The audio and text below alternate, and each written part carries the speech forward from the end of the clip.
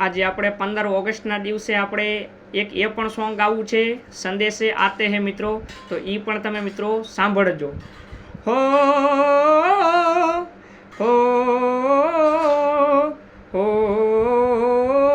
હો હો संदेशे आते हैं हमें तड़पाते हैं कि चिट्ठी आती है कि पूछे जाती है कि घर कब आओगे, लिखो कब आओगे, कि तुम बिन ये घर सूना सूना है.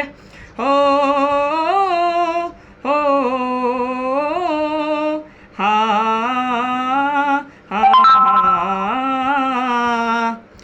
किसी दिलवाली ने किसी मतवाली ने कि खत ये लिखा है कि हमसे पूछा है.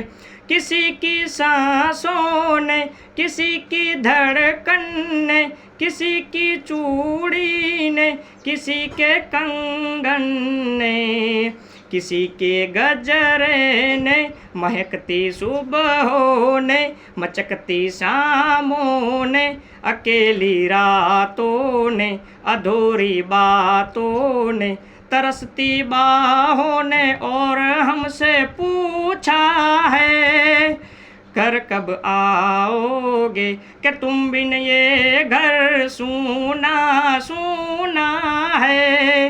हो